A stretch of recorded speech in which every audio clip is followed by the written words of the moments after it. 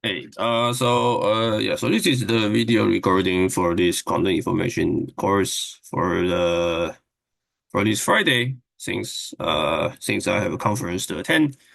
So I will make a recording for you guys. Okay, so since we already like spent lots of time describing this universal quantum circuit, so yeah, so I just want to say that suppose you already like know the basic of this quantum circuit, then it's a good time to start some simple quantum algorithms so that you can see the power of quantum computation. And why we need to study this kind of simple quantum algorithm is that because once you understand these details, then we can go to introduce the Shell's algorithm, which is somehow like much more complicated one. So I would say that these four quantum algorithms are still like very powerful and yes, it's his own historical story, and it's also like very good test case for you to understanding the basic quantum algorithms. Okay, so let me start. Oh, so I would like to basically, so this is the outline, right? So first I will introduce so-called Oracle model and Deutsch Jozsa and the Bernstein Vazirani and Simon's algorithm and also for variation. They are all similar. So this will just tell you that you can use quantum computation to do something non-trivial. Oh. Okay, so we know that the Toffoli gate, right? If you see my, oh, okay. So let me just remind you, right? So the chapter 4 in Nielsen and Chang first proved that the single qubit, all the single qubit gates, plus the one two qubit gate C naught is a so-called exact universal. Because that given any unitary for n qubit, so recall that the unitary is for n cube is 2 to the n times 2 to the n. So it's a matrices, unitary matrices can be reduced to product of single qubit plus C naught. And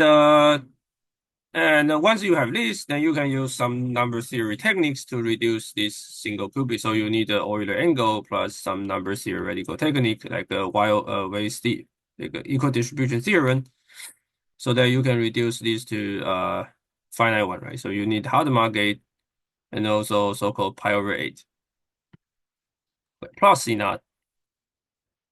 Okay. And you can further, so this is approximate universal. It's approximately because these are uncountable object, right? And these are countable object. So it must be approximate.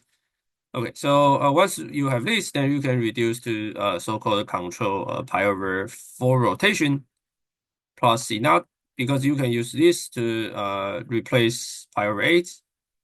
Okay, you also need Hadamard. Okay, and you don't need C naught because C naught can be reduced to control rotation.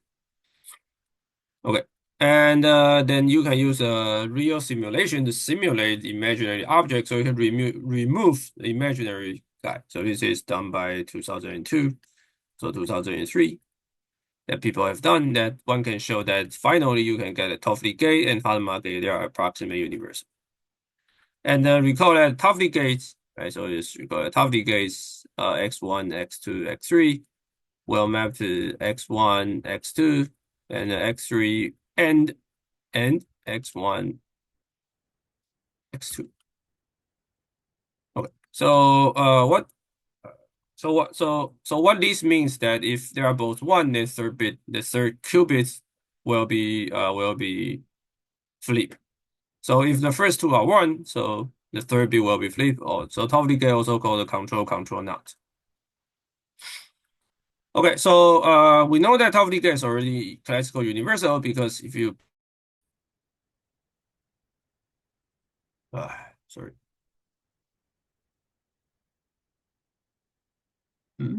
Okay, worry about this.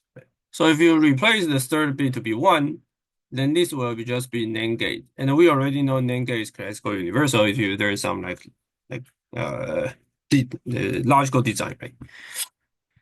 Or the digital design. So top gate is already classical universal. So how about quantum, right? So that means that one can view the quantum computation is the as top gate plus a plus a Hadamard, right? So we need to see the power of Hadamard, basically the superposition. Okay, so before we do this, we need to introduce some group theory. Hopefully not so difficult. So we need to introduce a space called F2 to the n, which is a finite abelian group. So if you don't know what abelian group mean, okay, so let me just do here. Okay, so given a set, right, so it's just group theory 101, right? So given a set, let's say given a set G, there's an operation, let's say times, right? Then then so this time is a binary operation. So you will map given to element G to G and G map to another element in G. So we say G is a group. Okay, so this should be very simple. Okay, so hopefully you already know is that if you use A times B times C should be equal to A times B times C. So this is called associativity. Okay, and this and the second one is that the A times B are like close in G. So this is the same as this. And third one is that for any there exists the identity element E such that A plus E equal sorry A times E the same as E times A the same as A. So for every A. So there exists a so-called identity object or the identity element or not object. If I say object, it will relate it to another topic called the category theory. Okay, so it's identity. And the first one is that give for every A there exists the inverse. It is a B.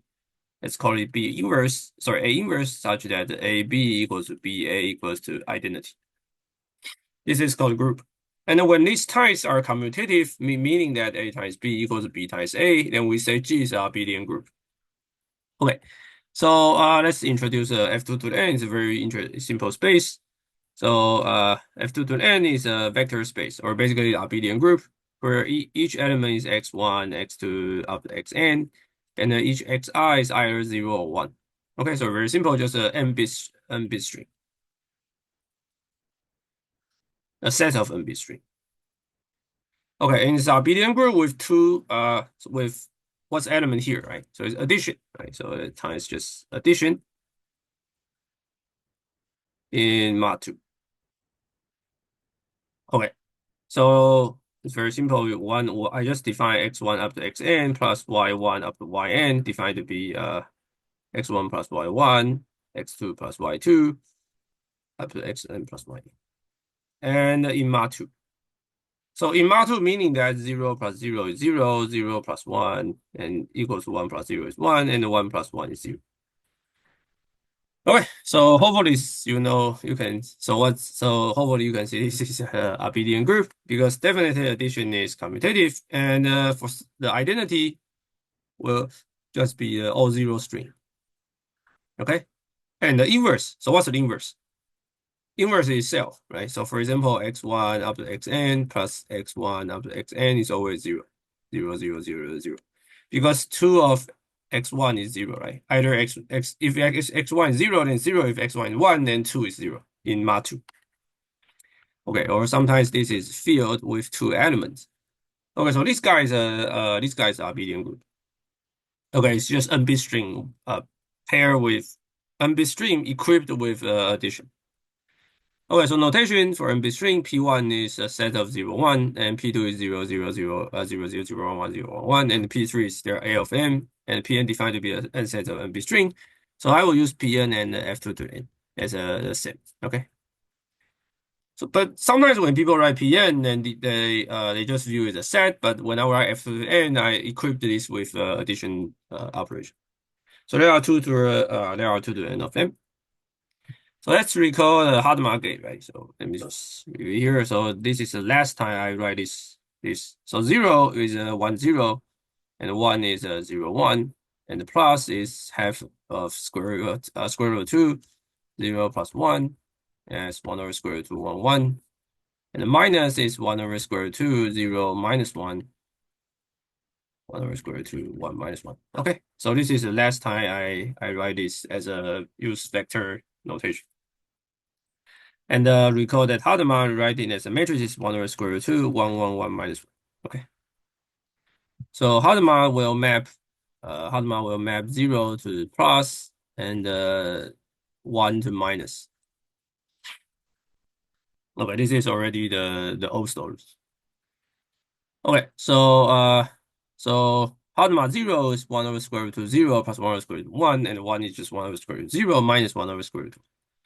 So what about that I tensor 2 of 0, right? So H0 tensor H0, I get this, right? I get to copy of plus state, so I get to copy. And it's okay, so you can expand it, right? And it's trivial that you expand it, you get 1 over 2, 0, 0 plus 1 over 2, 0, 1, 1 over 2, 1, 0, 1 over 2, 1, 1. So this is a half of sum over all the lengths to big string. X belongs to P2 and X. Okay, so it takes some time to understand it. And you can find rules. Let's say I take 3 copies. So this is our plus, plus, plus. Then I get all the bit string, right? All the possible n bit string with the equal way superposition. So when I get H tensor 0 power n, I get 1 over square root to the n, sum over n bit string. Okay, so let's talk about another formula. How about the Hn acting on all the x1 up to xn? Okay, so these are fixed bit string. So we know that if all are 0, then the result will be superposition of all n bit string by this formula, right? This is a special case when all x are when x is all 0 string.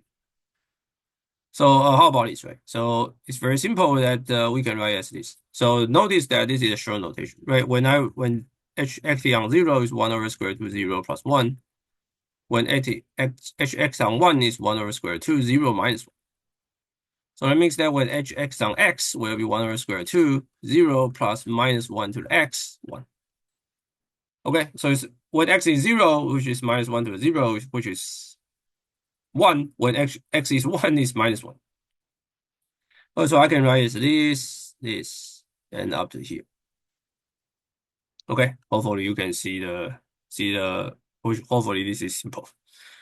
Okay, and you can expand this guy into this guy, right? Let's say you can see that you can just expand this into all the bit string, right? You can see that all the bit string will show up, right? Because either the first bit is either 0 or 1, second bit is either 0 or 1, and nth bit is either 0 or 1, right? You collect as a y, and there's a element ay here, and 1 over square root to the n. So the problem is that what's ay? Right? So what's ay? Okay, so each bit string y contribute a phase, right? Suppose y, let's say y is y1 up to yn. So if yk is 0, right, that means that I pick case bit. I pick case bit 0, right? So there's no phase, no extra phase, no extra minus 1. It's basically 1. If yk is 1, then they contribute to minus 1 to the xk. So ay will just be the product of all k bits, right? So it's tensor is the multiple from k1 to n at minus 1 xkyk, right? You can see this. It's minus 1 to the xk if yk equals to 1, right? So I can write this term in terms of minus 1 xkyk, right? Because this exists when yk is 1 and also xk, right? So, and if yk is 0, then this is 0, right? So I can write ay in terms of all the contribution. So it's k from 1 to n minus 1 xkyk. So right as expanded, you get minus 1 x1 y1 plus x2 minus y2 plus up to xn yn. So when I write x as a vector x1 xn, y as a vector y1 yn, then x dot y will be just x1 y1 x2 y2 inner product up to xn yn and mod2. So this is the inner product. You can view it as an inner product, but the finite one. So you need to go to the mod2. Okay, so this is the conclusion. So you need to remember this if you want to understand derivation. So sometimes people will be very lazy, so people will just write h and apply on x. So notice that x is be f2 to the n belongs to f2 to the n will be just summation of y 1 over square root 2 to the n minus 1x dot y. So we will spend all the so when you write y and b string and add using Hadamard and Hadamard apply on it, right? You will be a tensor. You will be a superposition of all of this. And each y will give you an extra phase, which is either plus or 1 or minus 1, but very complete with some complicated pattern. Okay, so hopefully you try to understand this. Hopefully you can understand this derivation. Okay, so let's talk about some classical problem. So there's so okay. So now after we have this, we need to define what do we mean by computation, right? So in terms of this quantum computation, that we usually study so-called oracle problem. So oracle problem in the classical version is that problem setup is that, for example, I give you n bit string mapped to 1 bit string. Let's call this function f. Okay, so this function just map n bit string to 1 bit string. So it's a Boolean function. Okay. Then goal is to learn the properties of f, some properties. Okay, so the question is that how many x do I need to curate? So when you you can imagine that. Okay, so hopefully you imagine that there's a black box called f. Okay, and the goal for you is to you can pick x and put in, and you get f of x. And then so you learn something about f, right? And you can put when you put another, you put x2, then you learn something about fx2. And you try to like learn some property of f. Okay, so the problem is that how many number of x? What's the best minimum x I need to curate to get the I need to curate to get the answer. So the input is a general function, Boolean function. Output is the property of f. So measure is that curate complexity number of x needed, the minimum number of x needed to know the. Okay, so this is the classical version. Okay, so you might seem like very abstract, and we will see some example. Okay, so for the quantum version that there are two definitions. So first definition is called Biffle oracle, is that you can if I apply OF, which is the same F, right? But this quantum version is that, by the way, in order to make this F to be quantum, I need to transform F into some unitary objects, right? Into some unitary transformation, so that I can view UF as a quantum gate. Okay, so I turn UF in terms of so this OF is the unitary transformation or unitary version of F, such that OF apply on X tensor Y will be X and the F of X add Y. So you can this is I can show it plus in MAT2. Oh, so when I write this as a list, it's the same in MAT2. So f of x plus y. So you can view this is like storage, right? You store the f of x results to y. Okay, so you can view this as a classical similar as a classical calculation. It's the same. You just apply you just compute f of x and you add this to second register. Okay, so this is one way to make it. By the way, this is so and extend it linearly. So that means that if OF acting on alpha x, xy will just be x, alpha x, x, y at f of x. Okay, so extend linearly, right? So when you try to specify a transformation, linear transformation, you just need to tell me that what the how this guy acts on the basis that extend linearly. Okay. So oracle for quantum 2 is a phase flip. So when f of x is either 0 or 1, 0 or 1 bit, then I can define a u of f apply on x to be -1 to f of x, or basically OF. Apply on x is y, you give -1 f of x. So this is just additional phase. Okay, so notice this is unitary because you write OF in terms of X base or computational basis or 0, 1 basis. They are all like plus or minus one, right? They are all plus or minus one. So it's unitary. Okay. So key difference that classical is basically give me Curie X, you get f of X. When quantum, that you can apply OF, and you get extra minus one f of X, and you can guess that you can do some measurement. You can do some measurement. Okay, so one can define a DF to be deterministic Curie complexity. Basically, it's the classical computer. You are not allowed to use a random. You are not allowed to throw a dice or throw a coin. And for RF, basically, it's a random Curie complexity, and the QF is a quantum Curie complexity. Okay. So this is the first this is a theorem that connects the bit flip and phase flip. So theorem says that when output is a bit, then bit flip is the same as phase flip. Okay, so this is the first results that somehow it's a little bit non-trivial. So I will try to give a proof. So I only give you one side proof. Okay, so suppose I give you a bit flip oracle, that you can construct a phase oracle, right? So recall that bit flip oracle is this.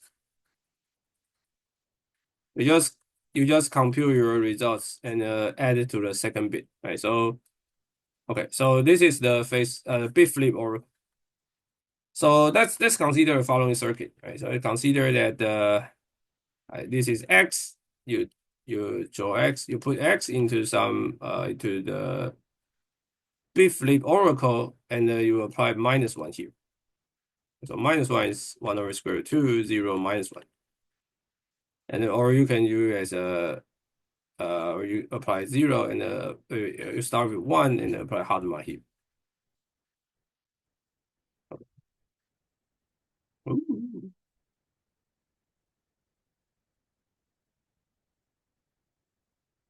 Okay. So this is the state, right? State before f. When I query f, then I get f of x because this is 0, right? So it's f of x plus 0 minus 1 plus f of x using this notation.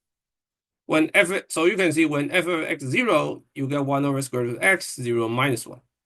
When x is 1, you get minus 1 over square root of x, 1 minus, sorry. I get, sorry, you get 1 over square root 2, x 1 minus 0. Right, so you can see the results basically is that when f(x) is 0, you get no phase. When f is 1, you get extra minus 1 phase. So you get 1 over square root 2, 0 minus 1, map to minus 1 f of x, square root 2, x, 0 minus 1. So now you can throw away this minus 1. You can throw away this minus 1 state, then the remaining will be this. So in terms of graph, your OF here, and you apply square x and then minus 1 state, and then you get output. This is minus 1 f of x, and then still minus 1. So then you just throw away this state. Notice that the initial is a tensor products, and after that still tensor products, right? So you can ignore this bit. So you get minus 1 f of x. Okay, so this tell you that you get a phase flip. You get a phase flip. Okay, so now we can start with the simple quantum algorithm called Deutsch Jozsa. This is n equals to 1 version. This is very simple. So question is that I give you a Boolean function where P1 to P1. So these are very simple functions. They are functions that only ask about 0, 1, map to 0, 1. So there are only 4 cases, right? Yeah, okay. And I ask whether F0 equals F1 or F0 don't different from F1. Okay, so this is very simple. I ask whether these two bit input are the same or not. Okay. And classical Curie complexity is 2, right? Because this is trivial. Because if you want to know 2 of it, you need to do, because when Curie 0, you don't get any information for 1, right? So you need to do F1 again. So definitely QF F is 1. In the quantum, Then okay, so this is classical, right? So for quantum, let's consider the following circuit, right? So we start with zero and apply H and apply F and apply H and measurement. So this F is now is a phase flip. Okay, so let me see. So yeah, so this is a calculation. So we start with zero. When I apply hard mod, I get 1 over square root 2, 0 plus 1 over square root 1. Okay. Now I can apply F again, right? Apply F again. I apply F. I get minus 1 F0 divided by square root 2 and minus 1 F1 divided by square root 2 and 1. Okay. And step 4, I apply hard mod again. Okay. So 0, 0, right? Become 1 over square root 2, 0 plus 1 over square root 2, 1. And 1 become this. Okay. Hopefully it's easy to understand. Now you can collect the coefficient, right? So for 0 coefficient is half of minus 1 F0 plus minus 1 F1. And 1 is minus 1 F2, 0 minus minus 1 F2, 1. Okay. So so this is the final state, right? And you do a measurement here. Okay. So very simple, right? Remember that for A0 plus B1, the probability you get 0 is absolute value of A squared.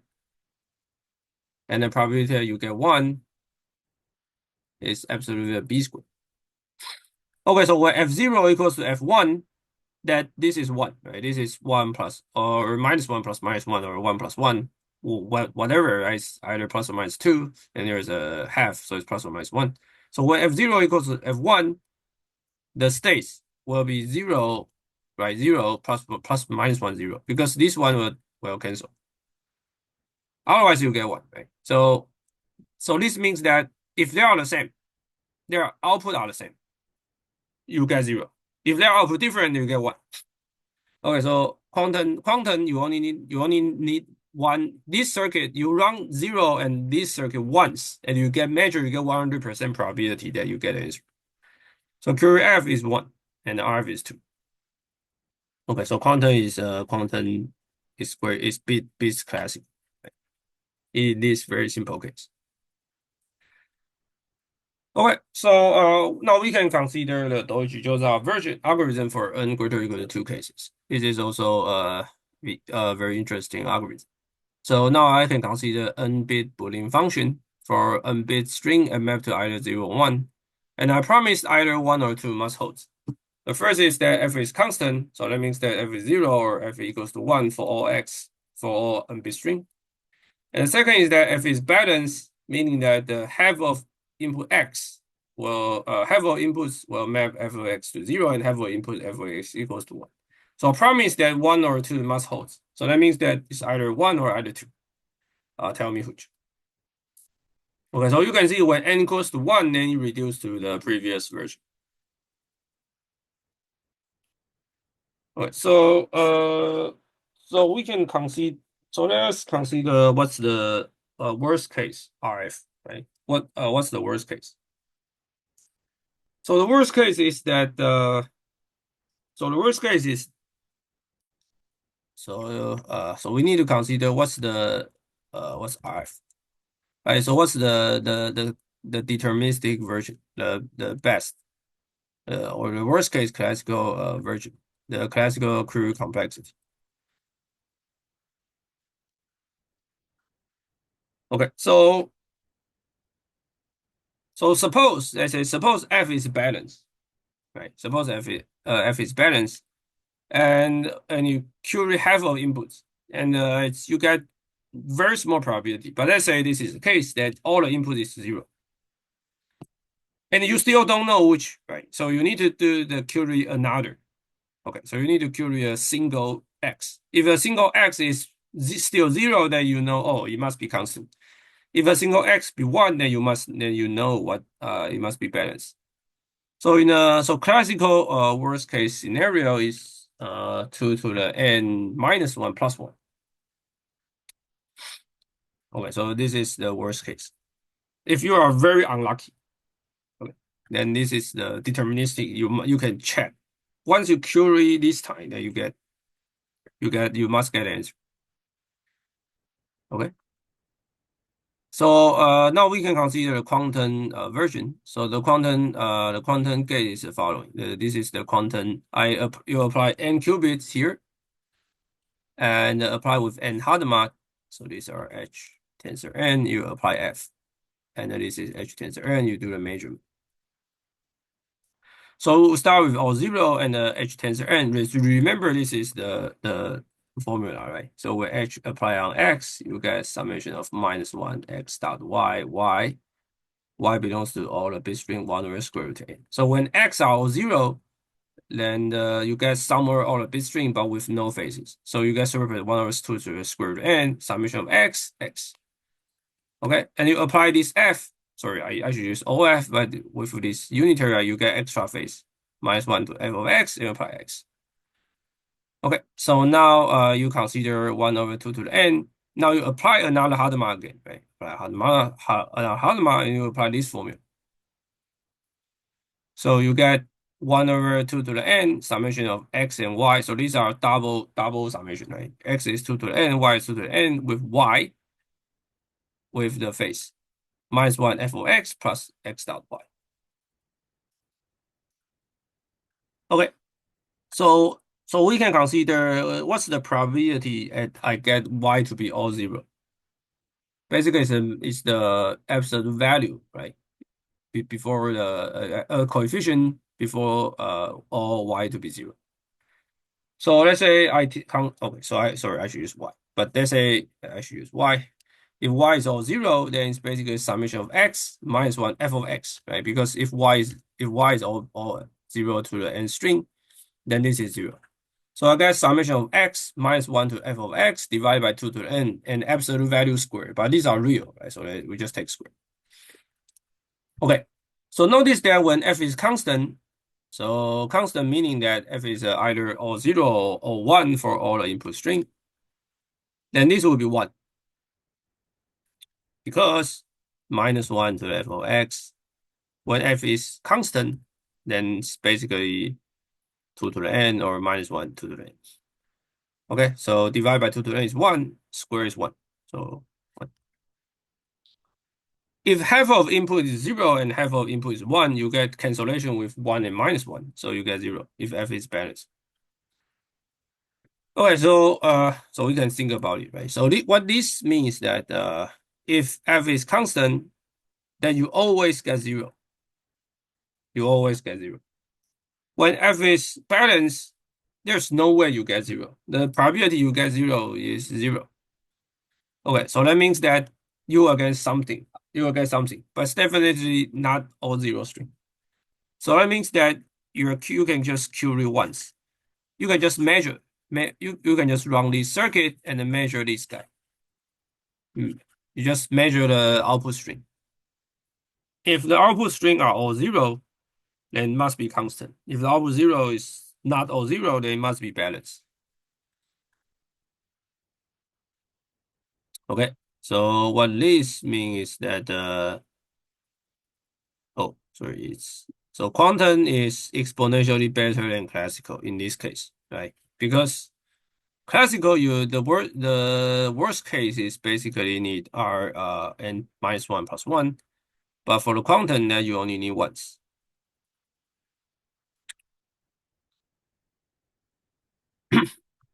Okay, so yeah, so this is the first quantum algorithm.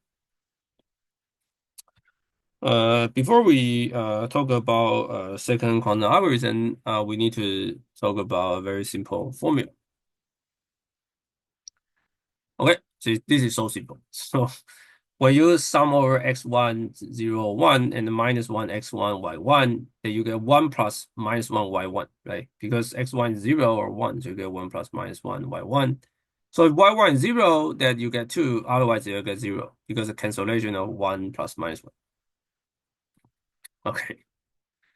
And if you get 2 of them, let's say you get summation of x1, x2, and then -1, x1, y1, -1, x2, y2, then you can factor out, right? Because there are two different, they don't talk to each other, so you get 1 plus -1, y1, 1 plus -1, y2.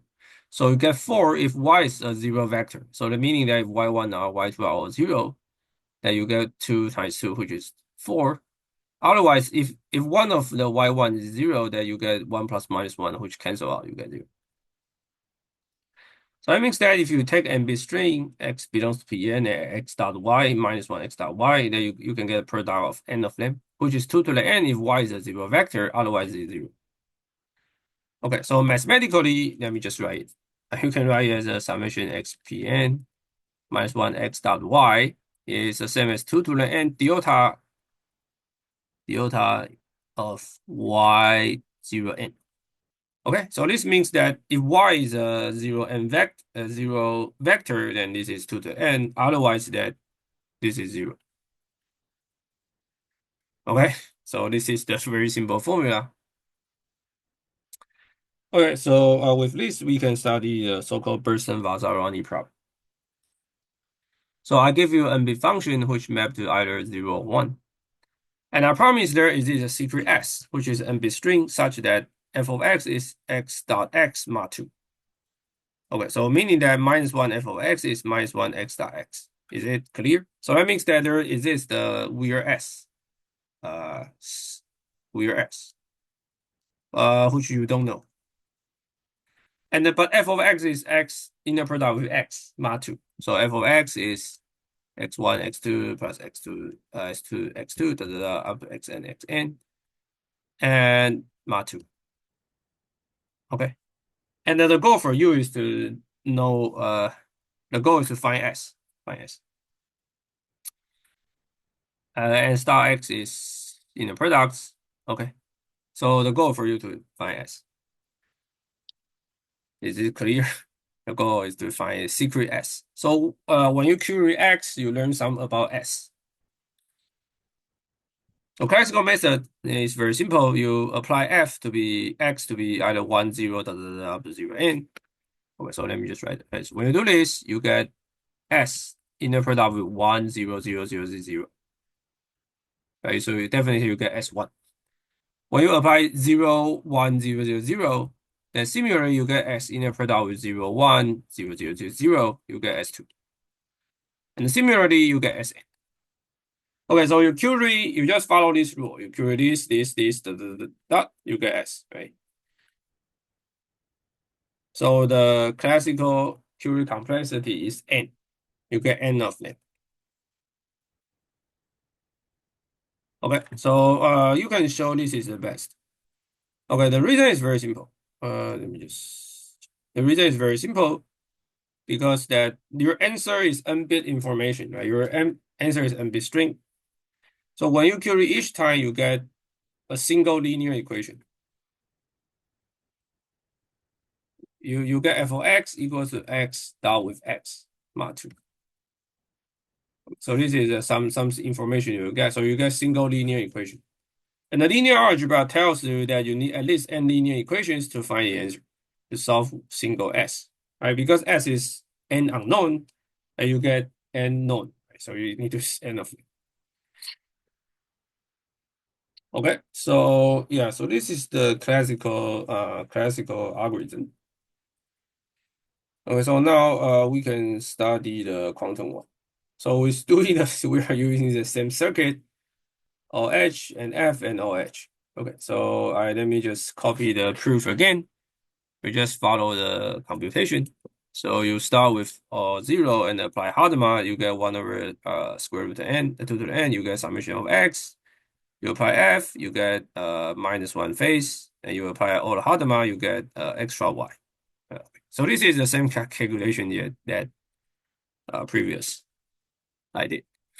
Okay, so the probability you get y is 1 over 2 to the 2 to the n, you just square it. Sorry, or 1 over 2 times 2n. So, summation of x and b string minus 1 to the s dot x. You just replace this guy to be s dot x plus x dot y squared. Okay, so let's see this. You get x minus 1 x. I can take out s, x, right, and s plus y squared. Okay, so remember this is what we discussed before, right? So because so when you take x dot y, it's non-zero when y is 0. Okay, so it's non-zero if s plus y is zero. But we are working mod2, right? So then y is minus s. So y is s. Okay, because we are working in the f2 to the n. Remember, this is the important case. So that means that this guy is non-zero if only if y is s. So you get s. You get s. Because now this guy is 2 to the n, right? You get 2 to the n. And you square it, so you get 1 over 2 to the n times 2 to the 2n. So which is 1. You get s. Sorry, you get 1. You get 1 if y is s. Otherwise, 0. Okay, so when you apply this circuit, you just measure this. But you can do a simultaneously measure. You measure this, the whole NB string. That you get S. You get S. Okay, so this is so I would say this is amazing. Okay, so you apply only one measurement, you get the whole S. So your quantum theory is 1, your classical theory is n, so quantum is still better than classical, but linearly. Sorry, so your classical is takes n, but quantum only need once.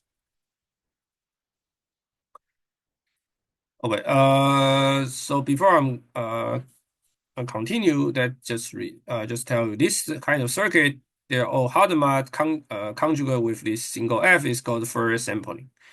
Why this is called Fourier sampling? Because it's Fourier analysis over a finite field. This is somehow a little bit complicated, so I will explain later.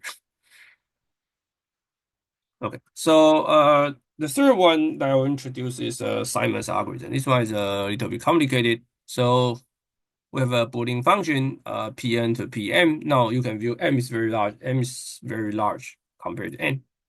And I promise there is a secret s. Another secret s belongs to Pn. Let's suppose s is a non-zero string, such that f of x equals to fy if only if yx is y plus s. Okay, so that means that there is a secret s. If x and y are connected by single s, but for some weird s, then their mapping will be the same. So your goal is to find s. Okay, so intuition, you can view this as a matching problem, or the so-called collision problem. Each x is one partner, let's call y, right? Whenever fx equals to fy, where fx, so when I say x, each x is a y partner y, where whenever so I should say if, sorry, if fx equals to fy, so you can view f as a 2-to-1 function, right? Because each x is a partner y. And there's a fixed s which connecting them. So your task is to find one pair xy such that where fx equals to fy, so you can recover s. So how to do this? When you find a pair x and y, fx equals fy, you know that x is y plus s. So you know that x plus y is y plus s plus y.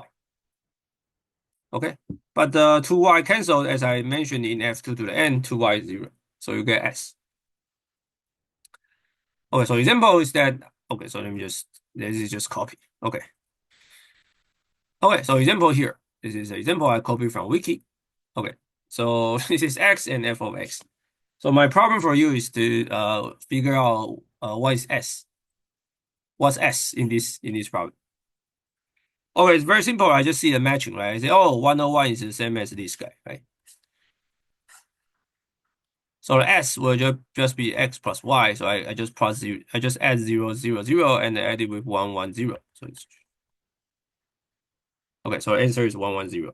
Okay, and you can see that 0, 0, 1 map to 0, 1, 0. If I add with 0, 0, 1 with 1, 1, 0, I get 1, 1, 1. So you can see these two are the same. Okay, so this is the problem. Okay. So you can view that, you can imagine that when n is very large, let's say this is n equals to 3, right? If n is like 100, then it's very hard to you to find a partner. Okay, so technically, one can prove so-called lower bound. So let me just see. So this is the classical lower bound. So classical lower bounds claiming that to find a pair, to find a partner, you need square root of 2 to the n. So this is very large. This is this is 2 to the n divided by 2. So if n is 100, you get 2 to the 50, which is almost impossible to compute. Okay, so when you can see when n equals to 3, right, this problem is very simple. But n is 50, then it looks very large. Okay, so this is similar to so-called birthday paradox. So let me just tell you a statement. So you know that when class have 23 people, that their probability greater than half at least to share with the same probability. So it's the same birthday. And the problem for you is can you prove this? So to prove this classical lower bound, we need a so-called generalized birthday problem. So let's say you have n birthday. So in the real case, m is 365, right? Or 366. And this is k people, right? And we are the assumption that each person choose birthday uniformly at random and independently. So now you have a right to choose your own birthday. So the question that what's the probability of OK birthday distinct, meaning that there's no people with share with birthday. So this is the I don't know, junior high school or senior high school probability problem. So the probability that the second different from the first one. Let's say the first one just pick the first person pick his birthday, right? And the second person will just say, oh, I need to be different, right? So the probability is n minus 1 divided by n. Because the second person can choose whatever birthday it is, as long as it doesn't coincident with the first guy, right? So it's n minus 1 divided by n. So it's 1 minus 1 divided by n. Okay. And similarly, the third guy, right? The third guy choose his birthday just different from the first two. So it's n minus 2 divided by n, and it's 1 minus 2 divided by n. And now the same, right? The first guy cannot choose the same. So it's the first guy different from the probability that first guy different from the first three is n minus 3 divided by n. So the case guy different from k minus 1 is 1 minus k minus 1 divided by n. So total, so you need k to be different. They are all distinct, right? So all the probability are independent. So the probability for k of them are distinct are 1 minus 1 divided by n, 1 minus 2 divided by n, 1 minus k minus 1 divided by n. Okay, so when k is small enough, then you get approximately 1 minus 1 plus 2 plus k minus 1 divided by m, which is arithmetic progressions. So it's 1 minus k times k minus 1 divided by 2m. Okay, so this is the probability of all birthday distinct, right? But in this Simon's problem, we hope we can find find the same one, right? Find the same one, right? We hope we can find the same. So we hope this total probability to be small, right? Because the goal for us to find the collision. So at least one shared birthday, probability at least one shared birthday is 1 minus they're all distinct. So we know that they're all distinct is this. So probability of all distinct. Okay, so let me just write this. Right, so I can approximate this guy by 1 minus k minus 1 divided by 2m. So if I just plug this, then probability of at least one match is k squared divided by 2m, right? Because I just use 1 minus. So okay, sorry, is it? So if I want 99% probability, they are all matches. They're at least two matches. Then I need k squared divided by 2m greater or equal to 0.99. So let me I solve k. So I can say k is greater or equal to square root of 2m. Okay. So that means that so now m is 2 to the n. Because there are 2 to the n different at least 2 to the n different birthday, right? So my k equal greater or equal to 2 to the 2m plus 1 is a scaling is 2 square root of 2 to the n. So what this means that for the classical algorithm, you just randomly pick square root of 2 to the n objects or x into f of x. Then with high probability, with 99% probability, you will get a match. Then you can find s. You will get a collision. Okay. So that means that this problem is exponentially difficult for classical, right? If n is 100, there's no way that you can find efficient way. And then now let's consider the quantum algorithm. So since there now the output is different, it's just you can see the example, right? So now the output is not a bit string. It's not a single bit. It's not a single bit, right? So we need to use a bit flip oracle. So for the quantum x dot y, x and y is x, uh, f of x plus y in the second register. So this is called x exclusive. This is just addition in Ma2. So this is a rule I already explained a lot. So OF apply on alpha x, apply on all zeros. Let's say y is all zero, you get alpha x and a tensor with f of x. Okay, so now let's call this. This is the so-called Simon's algorithm. Yeah, so this is a copy from Wiki, but you can see a textbook. So this is algorithm that I use initials with all zero. Sorry, n 2n bits. The first n bit you collect 2n bits.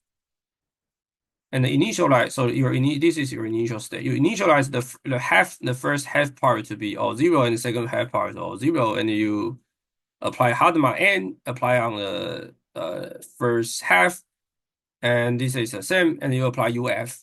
So UF will store the first qubits information into the second one. Now you apply the H tensor n to the first qubit, and you apply the whole measurement. Provide a whole measurement for the output. So your initial is all zero. Now, when you apply Hadamard tensor n, you get summation of x, all the bit string x, and 1 square to the n. Remember, this is equal weight superposition, tensor with 0 n. Now you apply f, right? You apply f, and you get f of x stored into this bit, right? This is the bit for the oracle. Now you apply another Hadamard again. So it's this guy. You get 1/2 to the n x become y minus 1 x dot y, x dot y, x belongs xy belongs to Pn f of x. Okay, so this is the states before the measurement. Okay, so now let's say I measure the okay, you can do simultaneous measurement, but let's say I measure this guy first. I measure this guy first. So I measure f of x, right? I measure f of x. Okay. So let's say I get some results. I get some states called W. I get some state called W. Okay, so I get W that so what's the right? So well, I get W, but I know F is two map to one, right? So there is this two different two different X such that F of X is W, right? So there is this two different X let's say x1, x2, such that f of x1, fx2 equals to W. This is the definition. Okay, so that means that whatever it is, the previous x must be minus 1 x dot y or minus 1 x plus s dot y, right? With these two. Okay, because there is this x, right? So once you measure f of x, the previous x sum will collapse. This x will be removed. So there are only the remaining y, but there are two different x. Either is x or x plus s. Okay, you can view this is x, this is x plus s. And then they must with the same number, same renormalization constant. Okay, so you get minus 1 x dot y for some constant and somewhere y to the n. Somewhere y or y is a bit string, and 1 plus minus 1 s dot y. So I can move minus 1 x out. Sorry, minus 1 x dot y out of this parentheses, right? Because they are all the same. So get 1 plus minus 1 x dot y tensor with W. Okay, so that is actually this. Okay, so now you can measure the first n qubit that you get outcome y. You get some outcome y. But what does this y tell you? Tell us. So the coefficient, right? You can see the coefficient between y is this 1 plus minus 1 s dot y. So that means that if you get some y, this minus 1 s dot y must be 0, right? Because if x dot y is 1, then you get 1 plus minus 1. There's no way you get this y. So if you get some outcome y, this y must satisfy with this relation. Must be minus 1 s dot y equals 0. So you must have s dot y equals to 0. Good? So y is normal to s. Y is normal to s. Okay, so let's say you do it a lot, you do it more times, right? So let's say you get y1, so you get s dot y1 0, you get y2, you do the circuit again, you do s dot y2, you get s dot y3, and you get s dot yn minus 1. So you know that each measurement tells you y that s dot y is 0, so y is normal to s. So you can collect n minus 1 independent y's. Suppose you don't get duplicated and the so-called streak and it's in linear independent, so you get n minus 1 independent y. So if you have n minus 1 independent y's, which forms an n minus 1 linear equations, so s dot y1, s dot y2, up to s dot yn minus 1. So s is down, suppose s is down 0, then s is uniquely determined. Because s is n different variables, but you already give me n minus 1, also going on to, because now s is also going to n minus 1 vector. It is the same in 3 dimension that if your vector is also going to 2 different vectors uniquely determined. So S is uniquely determined because it's also going to n minus 1 independent vectors. Okay. And then you might say, oh, but in 3 dimension, I have 2 directions, right? But now we are in F2, so there's only 1 direction. Okay. And there are some detailed analysis that I will not tell you, but okay, I can explain. So detailed analysis just asking what's the probability of there's no repetition.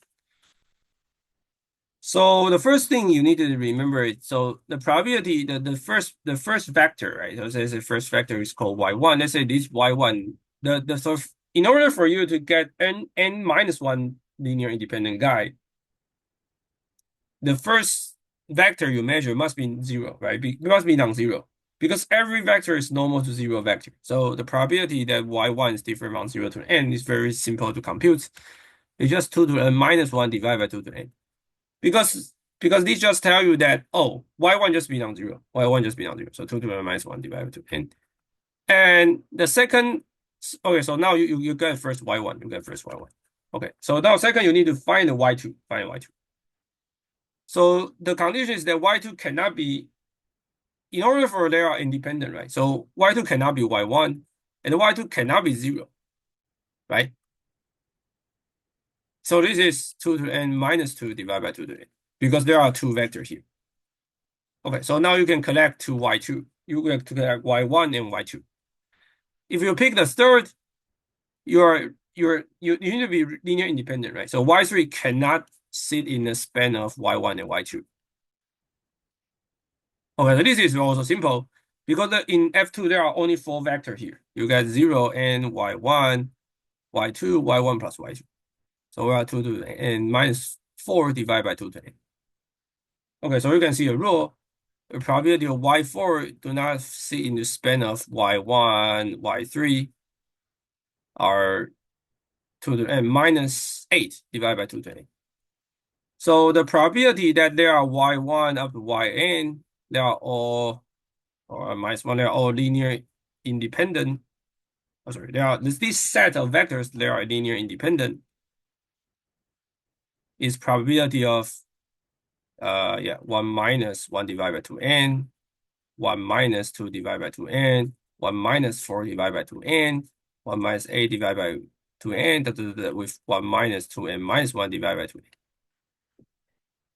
Okay, and mathematically you can just write use your calculator to compute it for large n. So you just take n to be infinity, then you can prove it's just some finite constant. I think 0 to a or something. Okay, so it's greater than 2.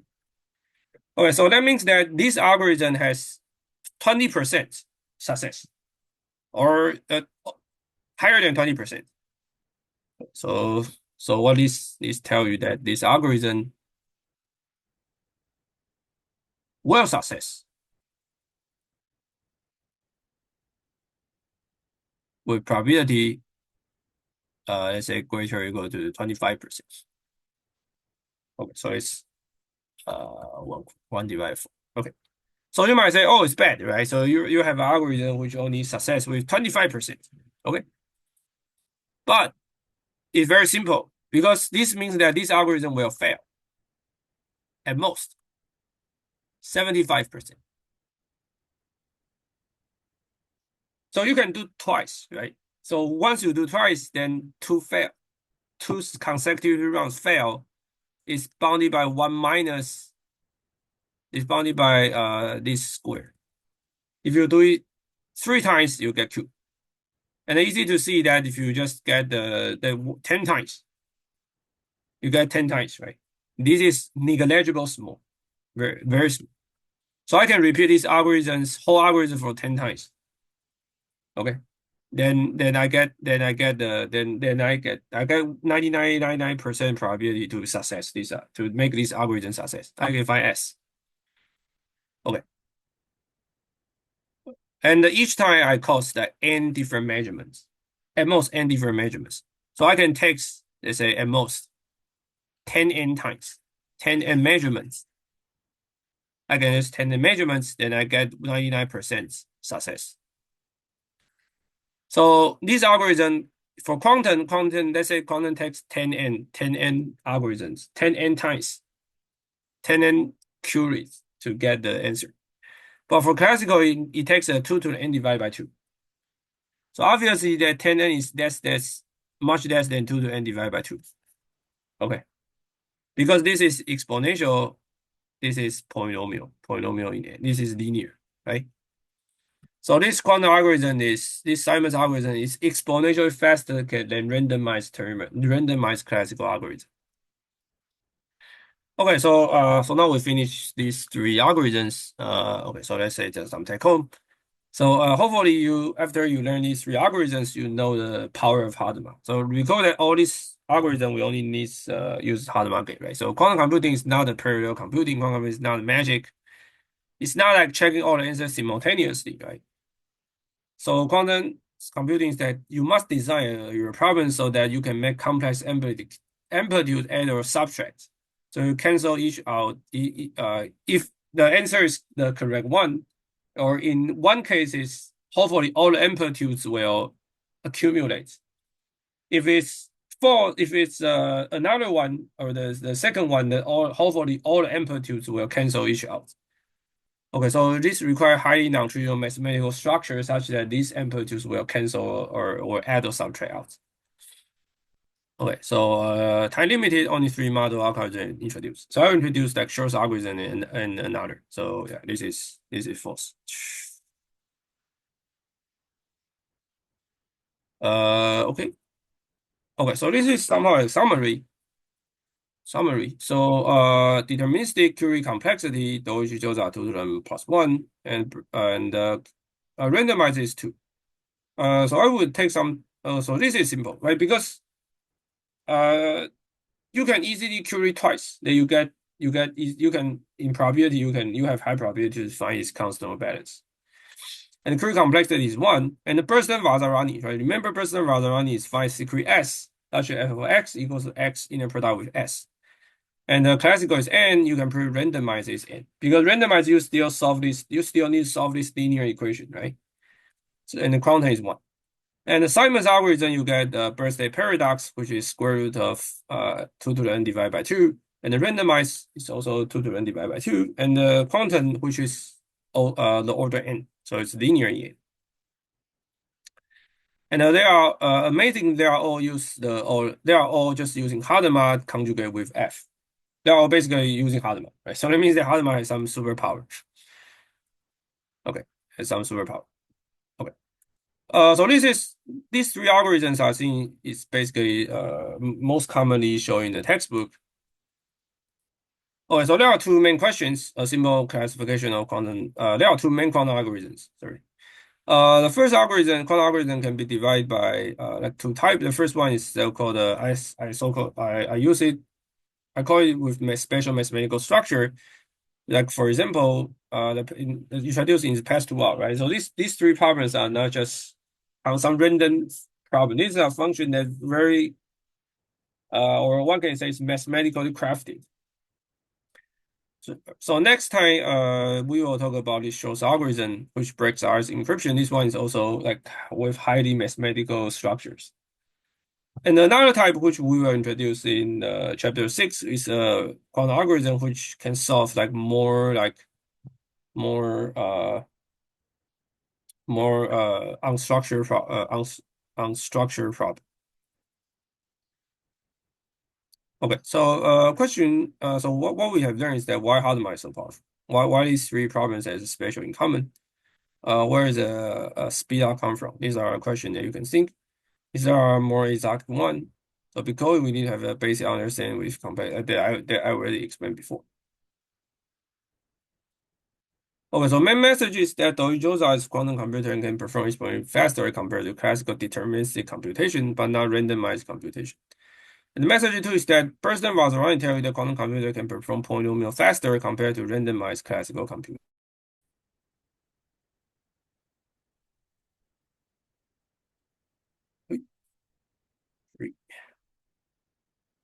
And Simon's problem tell you that quantum computer can perform exponentially faster compared to randomized classical computing.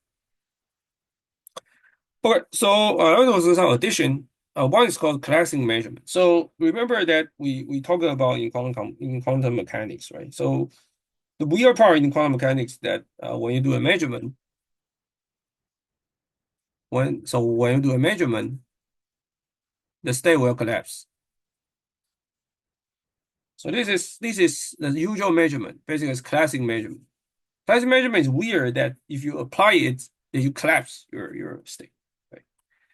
So suppose you have so-called non-classic measurement. So non-classic measurement meaning that you can, if you start with this, that after you measure, you get y with probability alpha y squared, but the state is the same. But the state remains the same. Okay, so this is called non-classic measurement. This is unnatural.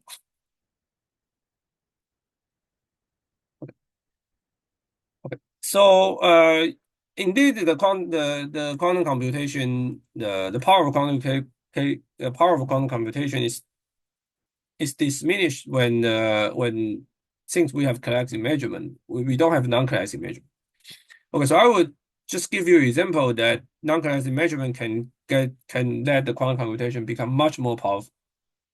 Okay, so we can use the Simon's algorithm as an example. Okay, so we can go back to this Simon's algorithm. This algorithm.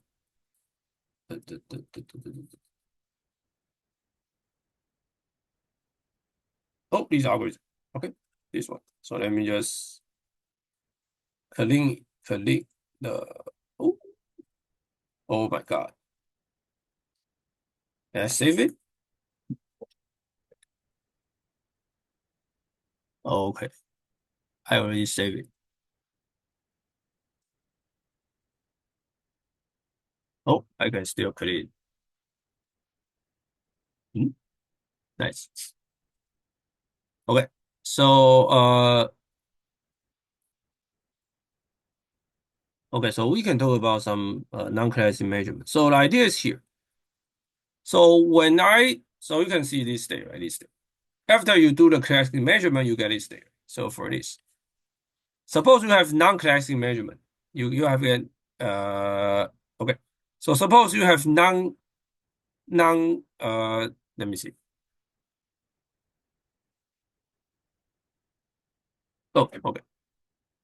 Let me just do this to be. Let me just use this. Okay.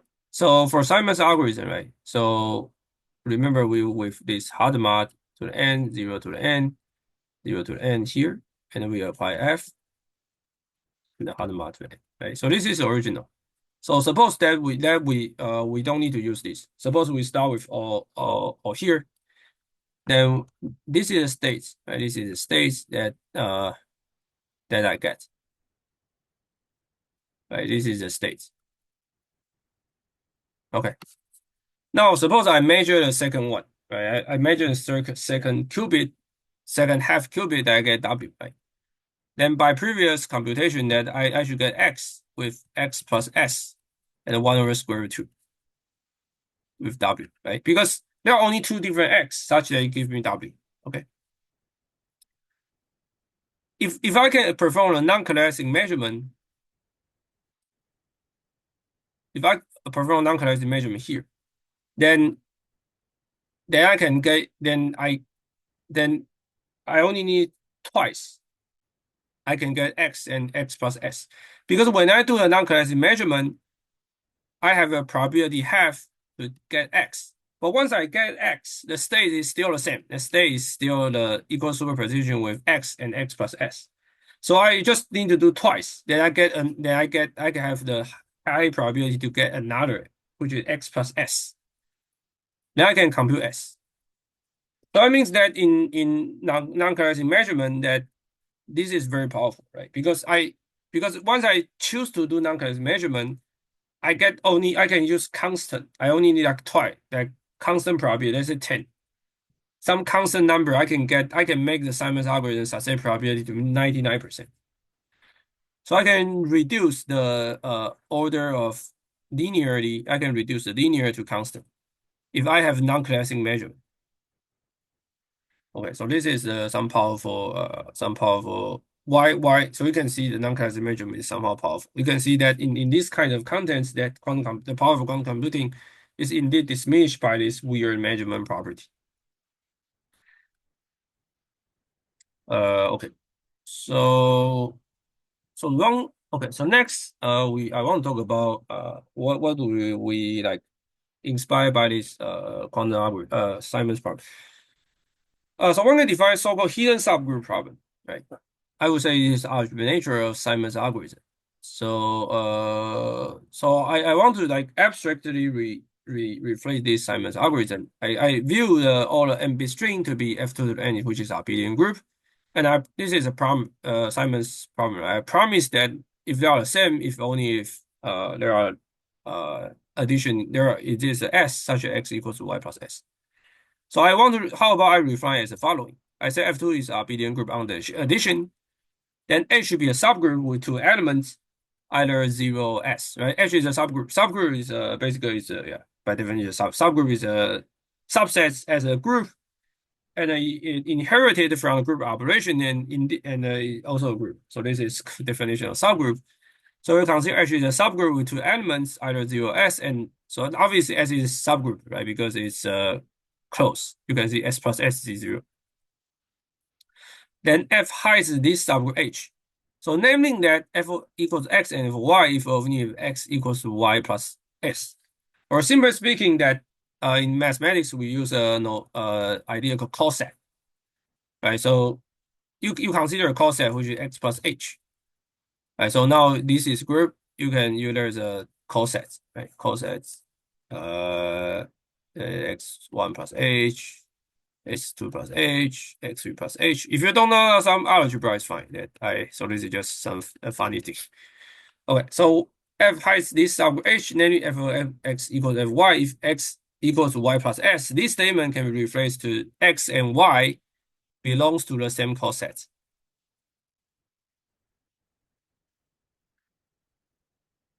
So change it to F of X equals Fy if only X plus H equals Y plus H. Okay, because X plus H, so let me just write X plus H is basically X plus S, and Y plus H is Y plus S. So when I say these two sets are the same, then there are two possibilities. One is X is the same as Y. This is a trivial case, right? It doesn't give you any information. But another case is that X equals to Y plus S, or X plus S equals to Y. Indeed, it's the same as X equals to Y plus S, if only if X plus S equals to Y. It's the same as in F2. So I can say f of X equals to Fy if only if X plus H equals to Y plus H. Simply speaking, meaning that there are these f are this if they are the same, if only if they are the same coset. So f is not just a random function. F hides some subgroup, naming that f maps the same cosets to the same number. So mathematically, given a group G and a subgroup H, and then say X, we say FG map G hides X subgroup H if only if FG1, FG2, if only if G1H equals to G2H. Simply speaking, they belong to the same coset. Equivalently, F is a constant are each coset H. Okay, but different between different coset. So the problem is that I give you F, right? So you run and you try to find the algorithm such that you can identify H because you know that F is a constant on different coset, constant on the same coset but different from each coset. So given G is a group as is finite set, given a function that has H, and the function is via oracle, this is not important. Use the information gained from the evaluation of F via oracle, you apply different X, apply element G, you get some, you determine a generating set of H. Or simply speaking, you find H. Okay.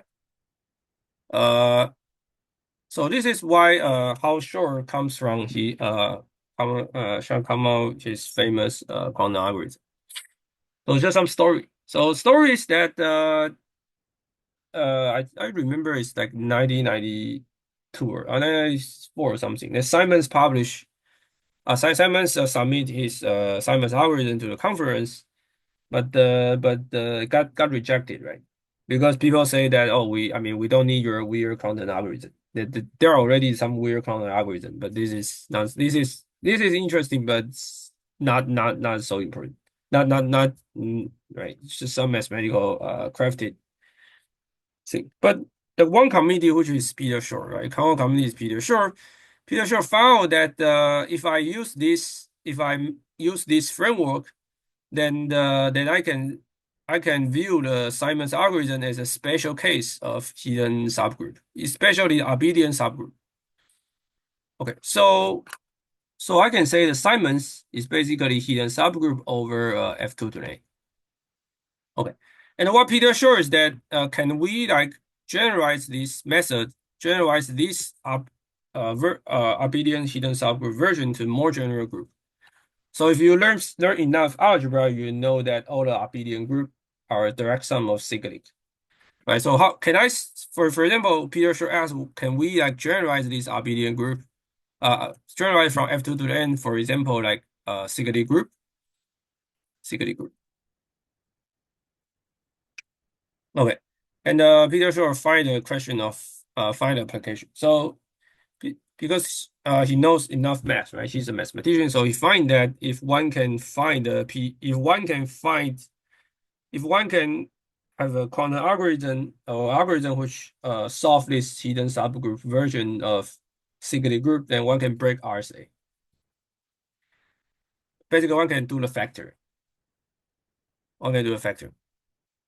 Okay, so this is what we are trying to describe next time. Okay, so I would like to tell you some before we meet in the class. I would want to tell you some not interesting application called foliation. Okay, so yeah, so but this video is too long, so let's say take a break here.